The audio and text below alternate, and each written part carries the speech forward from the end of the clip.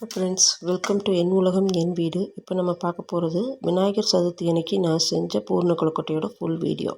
First நெய்யில் கசகசாவை நல்லா வறுத்து அது கூட தேங்காய், வெல்லம் இல்லைன்னா கரும்பு போட்டு நல்லா ஃப்ரை பண்ண அது நல்லா கெட்டியான பூர்ணமாக நமக்கு உருவாயிடும். அதுக்கப்புறமா நம்ம கொழுக்கட்டையோடைய மோல்டு எடுத்து நல்லா கீயை வச்சு க்ரீஸ் பண்ணிக்கணும். நெய்யை வச்சு க்ரீஸ் பண்ணிவிட்டு அரைச்சி நல்லா வணக்கி வச்ச, அதாவது வேக வச்ச மாவில் உள்ளே போட்டு ஸ்டஃப் பண்ணணும். நல்லா ஸ்டஃப் பண்ணும்போது நம்ம ஒரு ஃபிங்கரால் நல்லா உள்ள மோல்டுக்குள்ளே வச்சு எல்லா பக்கமும் அந்த மாவு ஓரளவுக்கு கெட்டியான லேயராவது இருக்கிற மாதிரி பார்த்து நல்லா ஸ்டஃப் பண்ணி விடணும். ஒரு சின்ன ஹோல் கூட இல்லாத மாதிரி நல்லா ஸ்டஃப் பண்ணி விடணும். அப்போ தான் அந்த அச்சு நல்லா மாவில் பதியும்.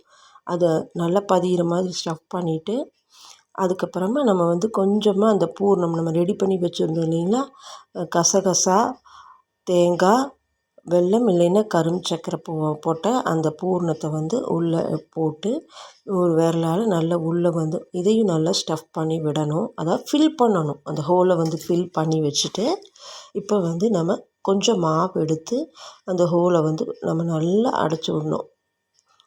அடைச்சி விட்டுட்டோம்னா நமக்கு அழகான ஒரு கொழுக்கட்டை ரெடி. ஆல்ரெடி நம்ம க்ரீஸ் பண்ணி வச்சுருந்ததுனால மோல்டிலிருந்து கொழுக்கட்டை சூப்பராக நமக்கு ஃப்ரீயாக வெளியில் வந்துடும்.